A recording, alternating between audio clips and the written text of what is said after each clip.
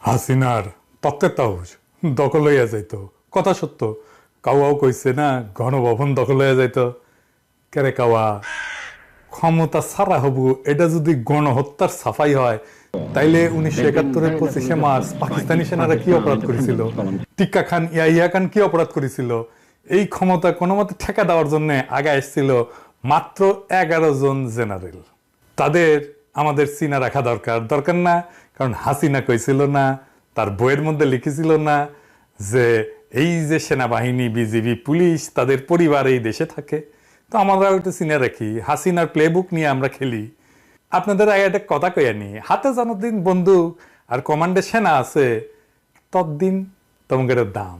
তারপরে কেউ কালো তোমাদের এইবার তোমাদের তুলিব ফেনা, দেখি কোথাও পাও এততে না। দুনিয়ায় কোনো শুল্টির মধ্যে হান্দায় রক্ষা পাবে না। হাসিনা ক্ষমতায় থাকুক চাই না থাকুক। আসেন আমরা ক্ষণিকের পুত্রগুলারে দেখে নিই, চিনে রাখি আজকের দিনের টিক্কা খান জাউরা কারা ছিল। সেনাবাহিনী তার যতখানি প্রেস্টিজ হারাইছে, গালি খাইছে, ঘৃণা অর্জন করছে, তা এই কয়টার জন্য।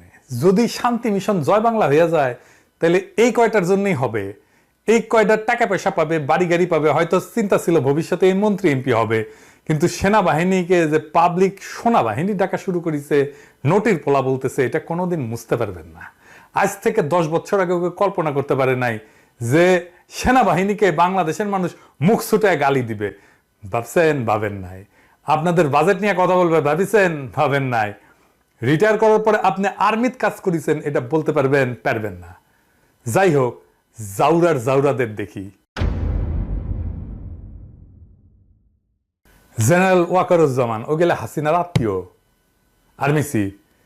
ও গেলে আর্মি চিফ হবার পারে না, কারণ শুনেছি, আমি সত্য মিথ্যা জানি না, যে হার্টের কোনো সমস্যা থাকলে নাকি আর্মি চিফ হওয়া যায় না। তো ওর নাকি হার্টের সমস্যা আছে, মানে ওর নাকি হার্টের মধ্যে কি কি লাগানো হয়েছে আর কি। আচ্ছা, 2 number lieutenant general Mujibur Rahman, quarter master general. আর 3 নাম্বার জাউরা lieutenant general Mohammad Shahinul Haque, chief of general staff, CGS বলে। As a brigadier general Imran Hamid, commander 46 brigade. এ হচ্ছে ওই যে ওই কইছিল না নির্মূল কর্ম, ওই যে ওই হারামজাদা। এটা হচ্ছে brigadier general SM Zakaria Hossain, এটা কমান্ডার 14 স্বতন্ত্র ইঞ্জিনিয়ারিং ব্রিগেড। এরই লোকজন করেছিল ওই যে এখানে একটা লাগানো, ওই যে বিদ্যুৎ চমকের লাগানো, এটা গেল ওর পোলাবান। Brigadier general Nazim, director military operations.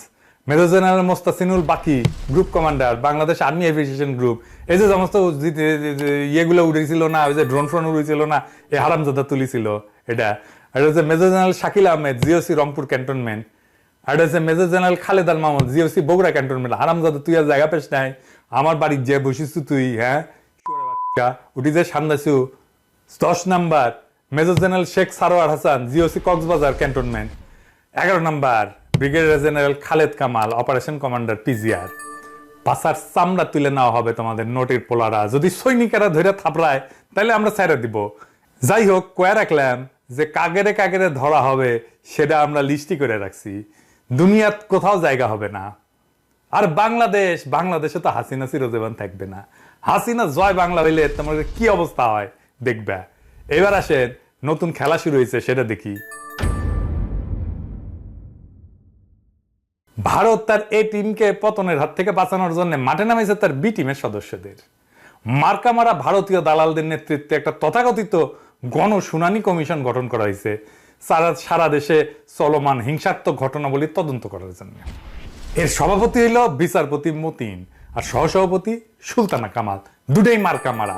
আপনারা সুলতানা কামালরে চেনেন, কিন্তু মতিনের চেনেন না। আসেন, মতিন আসলে কে, এটা আমরা একটু খুঁজে দেখি। হ্যাঁ,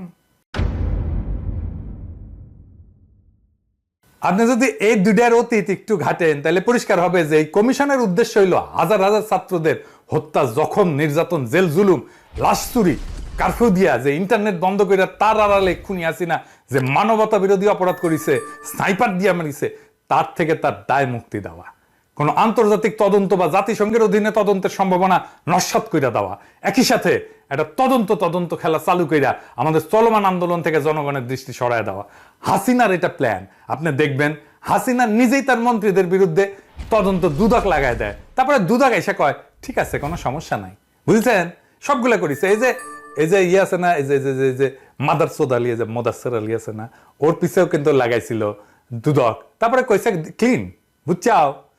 এই যে বিচারপতি মতিন কে, এই হচ্ছে সেই কুলাঙ্গার যে বাংলাদেশের জাতীয়তাবাদের অন্যতম প্রধান প্রতীক, আমার দেশ পত্রিকার সম্পাদক ডক্টর মাহমুদুর রহমানকে ভিত্তিহীন মামলায় আইনে যে সর্বোচ্চ সাজার বিধান আছে না, তার চেয়ে অধিক সাজা প্রদান করছিল। 2010 সালের আগস্ট মাসে আপিল বিভাগ 3 দিন ধরে মাহমুদুর রহমানের বিরুদ্ধে একটা আদালত অবমাননার অভিযোগের শুনানি করে। আদালতের যে বেঞ্চে শুনানি হয় তার 2 নম্বর বিচারক ছিল মতিন।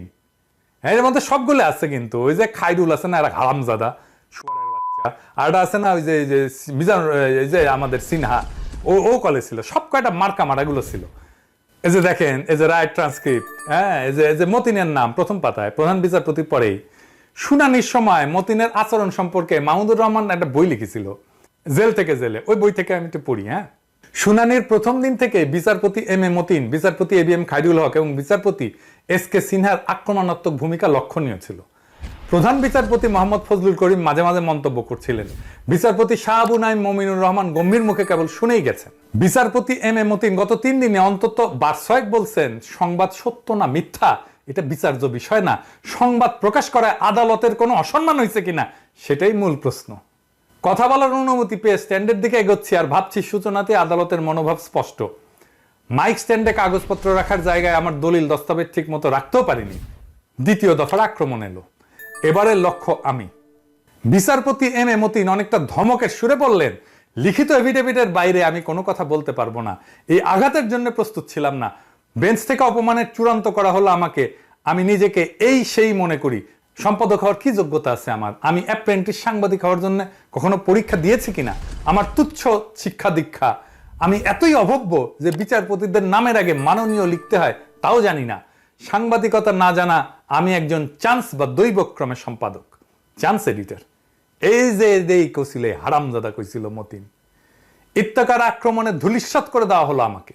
বিচারপতি এম এ মতিন রুলিং দিলেন, আদালত অবমাননার মামলায় সত্য কোনো কৈফিয়ত না, ট্রুথ ইজ নো ডিফেন্স।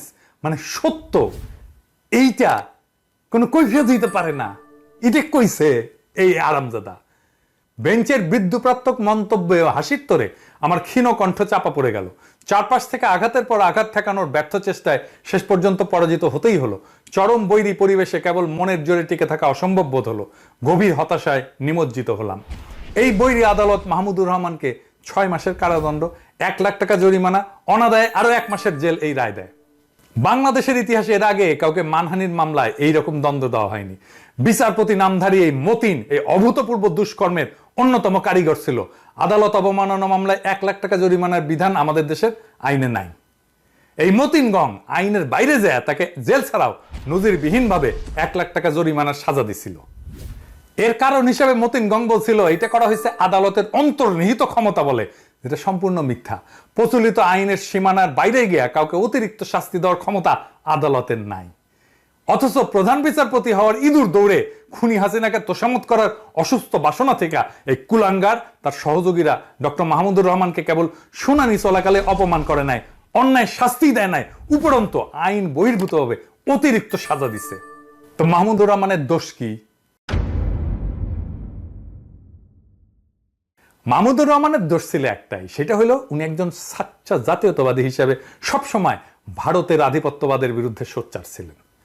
ভারতের সেবাদাসরা তাই তাকে শাস্তি দিতে মরিয়া হইয়া যায় এবং শেষ পর্যন্ত তারা দেশ ছাড়া করে।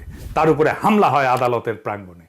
মতিন আসলে সেই দিল্লি দাস দলেরই এক প্রধান পান্ডা। নরকের কীট এই বদমাইশ মতিন এখন আসছে বালের গনেরিয়া কমিশন নিয়া। এই গনেরিয়া কমিশন তো হোগা দিয়ে হামলায় দিব শুয়ারের বাচ্চা। এই গনেরিয়া কমিশনের দ্বিতীয় পান্ডা হইল খুনি হাসিনা তথা ভারতের অন্যতম শীর্ষ স্পেন্সার সুলতানা কামাল।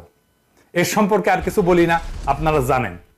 এই গনেরিয়া কমিশন এমন সময় গঠন করা হইল যখন গণখুনি হাসিনা মানবতা বিরোধী অপরাধের বিশ্বাসযোগ্য এভিডেন্স পাওয়া গেছে এবং আন্তর্জাতিক অপরাধ আদালতে তার বিরুদ্ধে মামলা দায়ের করার ভিত্তি তৈরি হয়েছে এবং অনেকেই কাজ করতেছে, সিরিয়াস কাজ করতেছে। ইতিমধ্যে আমরা কয়েকজন আন্তর্জাতিক বিশেষজ্ঞদের সাথে প্রাথমিক আলাপ করছি এবং তাদের পরামর্শ মোতাবেক তথ্য প্রমাণ সংগ্রহ করা শুরু করছি। আমি নিজে আপনাদের অনুরোধ করছি তথ্য প্রমাণ পাঠাতে, অন্যরাও করছেন।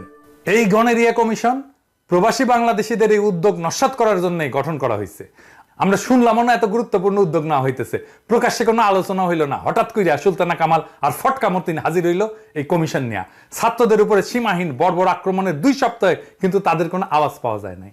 কোথায় ছিল তারা যখন খুনি হাসিনার বাহিনীরা ছাত্রদের ভিনদেশি হানাদারদের মতো হামলা কইরা খুন জখম করতেছিল, ব্লক রেড করতেছিল?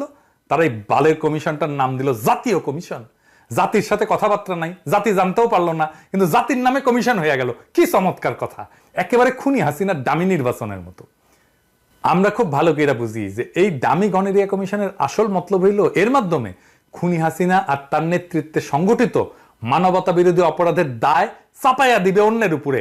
আমরা এই কমিশনের বিভিন্ন পদে যাদের নাম দেওয়া হয়েছে তাদের আহ্বান জানাই তারা যেন এই দুষ্টু উদ্যোগ থেকে নিজেদের নাম প্রত্যাহার করেন, না হইলে গণদুশ্মন হিসেবে বিবেচিত হবেন। তারা যদি প্রকৃতই বাংলাদেশের চলমান মানবতা বিরোধী অপরাধের তদন্তে পজিটিভ ভূমিকা রাখতে চান, তাহলে আন্তর্জাতিক অপরাধ আদালতে মামলা দেওয়ার যে প্রক্রিয়া প্রবাসীরা ইতিমধ্যে শুরু করছেন, সেই উদ্যোগে সামিল হওয়ার আহ্বান জানাই। এটা নিয়ে আমি আপনাদের বিস্তারিত জানাবো, কারা এটা করতেছে, কিভাবে হচ্ছে, এটা আমরা জানাবো খুব শীঘ্রই, সম্ভবত এর পরের এপিসোডেই আমি জানাবো। এবং কাজ কিভাবে আগাচ্ছে, কিভাবে আমরা কাজটা করব সেটাও আমরা জানাবো। এই গণকমিশনকে বলতেছি, যে গণকমিশনে মতিন আর সুলতানা কামাল আছে, সেটা আমাদের কাছে গণেরিয়া কমিশন। এর মধ্যে অনেক ভালো মানুষ আছেন, আমি অনেককেই ব্যক্তিগতভাবে চিনি। আপনাদেরকে আমি আহ্বান জানাবো, এই কমিশন থেকে নিজেদের নাম প্রত্যাহার করেন, অথবা এই 2 জনকে পাছায় লাথি দিয়ে বের করে দেন। এদের সাথে নিয়ে কাম শুরু করলে আমি কিন্তু পাছার চামড়া লাল করে দেবো সবারই। সরি করার টাইম পাইবেন না কেউ, আমি চিনি বা না চিনি, যতই ভালো মানুষ হন না কেন।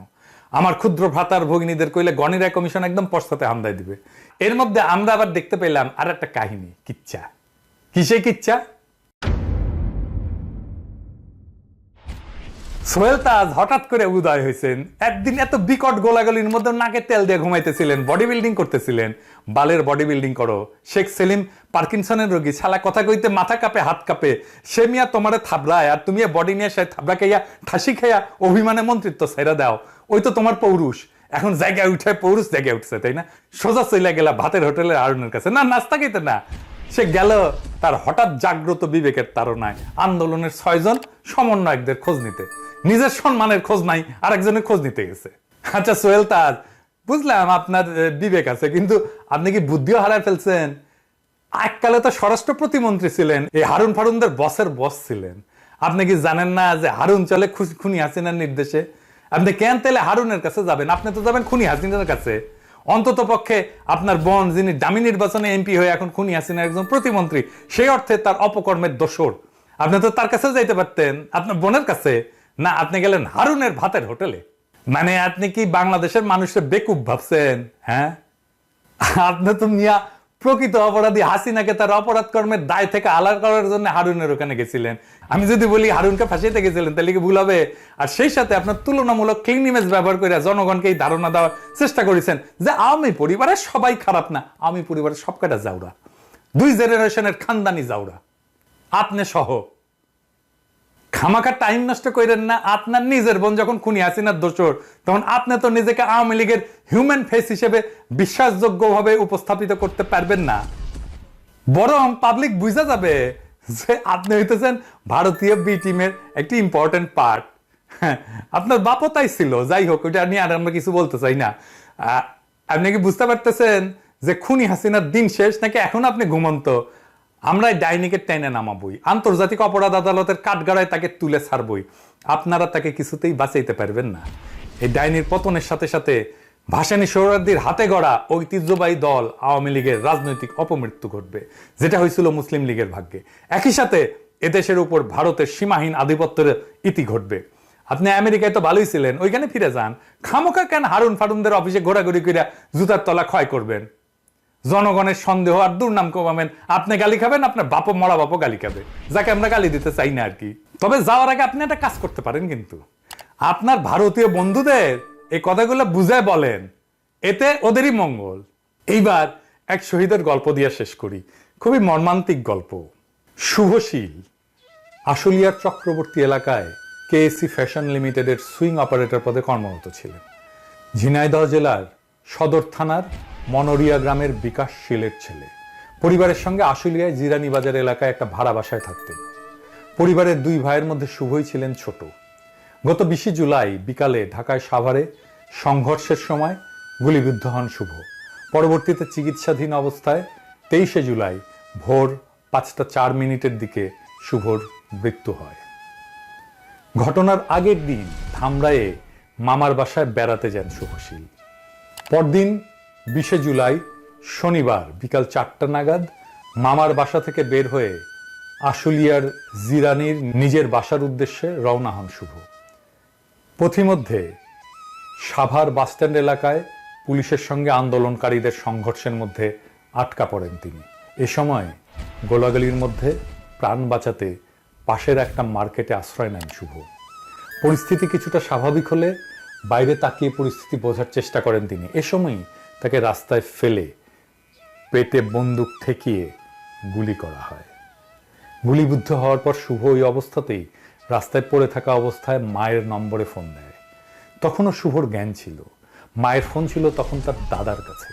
শুভর দাদা ফোন রিসিভ করলে শুভর সেই মুহূর্তের কথাগুলো ছিল এরকম: দাদা, আমি তো শেষ, আমাকে গুলি করছে দাদা। অনেক কাকুতি মিনতি করছি, আমার কোনো কথা শোনেনি।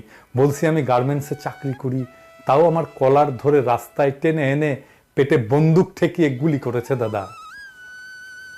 শুভশীলের মা সাধনাশীল, সেও আর এক গার্মেন্টস কর্মী।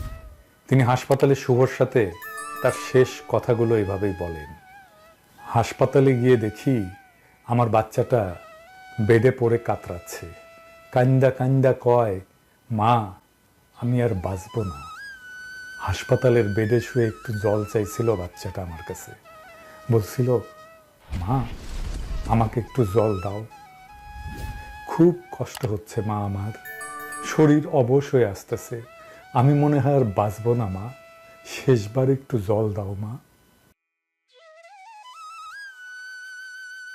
আমি আমার বাচ্চাটার মুখে শেষবার এক ফোঁটা জলও দিতে পারিনি। ডাক্তারদের অনেক অনুরোধ করছি, ডাক্তাররা বলছেন জল দেওয়া যাবে না। সেই যে গেল অপারেশনের থিয়েটারে, আর আমার ছেলেটা ফিরল না। আমার ছেলের পেট ফুটা হয়ে গুলি ঢুকে আর এক দিক দিয়ে বের হয়ে গেছে। কি কষ্টটাই না হয়েছে আমার মানিকের।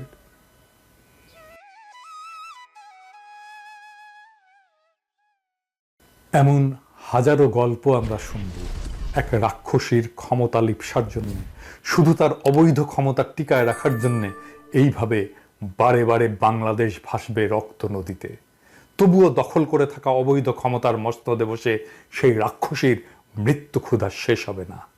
1971 ইয়াহিয়া খানের ছবিকে রাক্ষস বানিয়ে আমাদের পূর্বপুরুষেরা ছেপেছিল এক অমর পোস্টার: এই জানোয়ারদের হত্যা করতে হবে। আজ 2024-এ আমরা আবার এই রাক্ষসীর সামনে এই রাক্ষসীকে নিশ্চিহ্ন করতে হবে। ইনকিলাব জিন্দাবাদ।